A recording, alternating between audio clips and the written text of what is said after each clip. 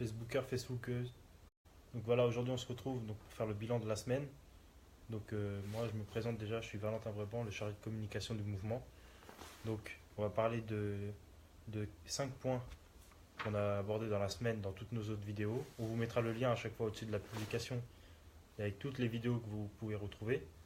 Donc déjà on va parler du jugement de Mohamed Matoug et plus précisément du jugement de la Révolution est en marche. Car c'est pas le jugement de Mohamed Matoug.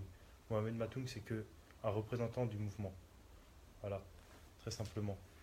Donc, le jugement de Mohamed Matoun qui a tout simplement voulu faire valoir les droits des citoyens de Emmaüs Habitat et qui se retrouve avec 2 ans ferme.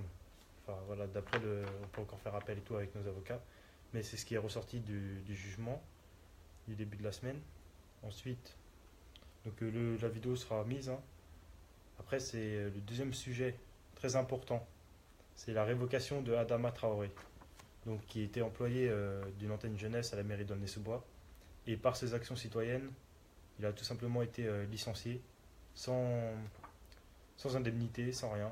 Donc voilà, c'est un des gros sujets qu'on va aborder. Ensuite, on a, on aura justement la réunion qu'il y a eu avec I3F, donc avec Brice Penguet qui est le président de notre association, donc de l'association Force Citoyenne. Donc il a fait un entretien avec I3F, c'était hier ou avant-hier. Donc ce qui en est ressorti, c'est on a expliqué tous les projets qu'on a mis en place ici à Aulnay-sous-Bois avec le logement francilien. Donc le logement francilien qui est un bailleur qui joue très bien le jeu. Donc on espère que I3F va jouer autant bien le jeu, tout simplement. On lui a présenté nos actions. Donc là, on va voir pour un prochain rendez-vous, voir ce qu'il en est.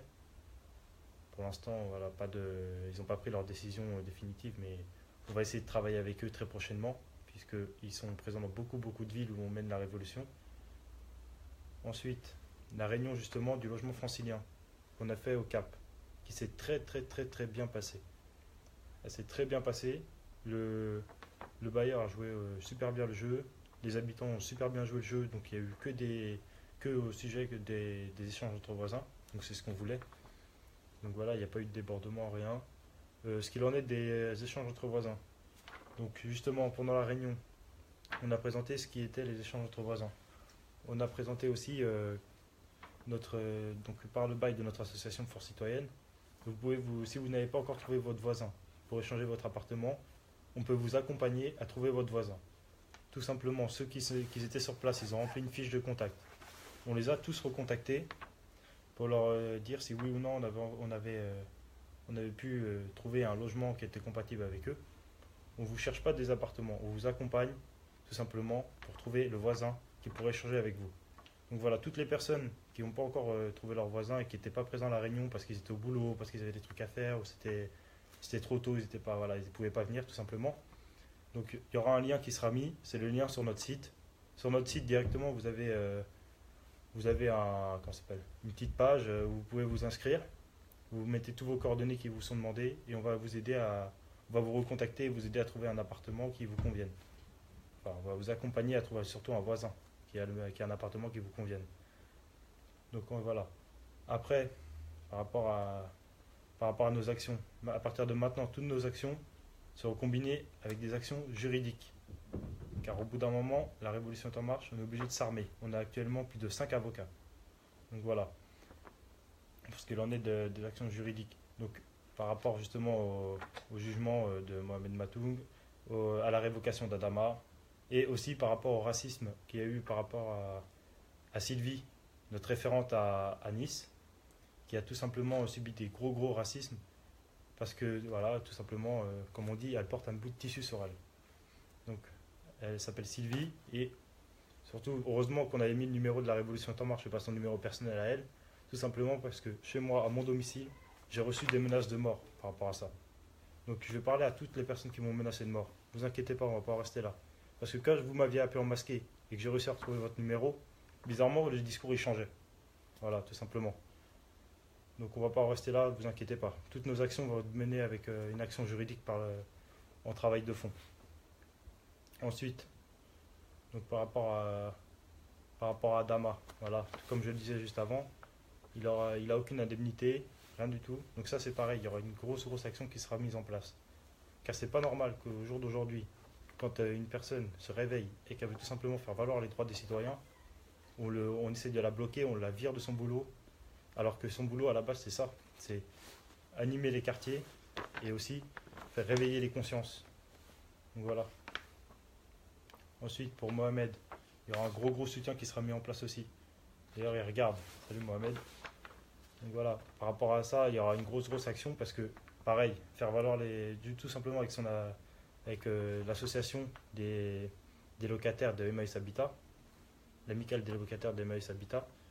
Il y a eu des actions qui ont été mises en place, des manifestations et tout, mais Mohamed a été mis plusieurs fois en garde à vue. Et là, le jugement est sorti 2 ans. 2 ans de prison, si je ne me trompe pas. Donc voilà, il y aura une grosse action derrière pour ça.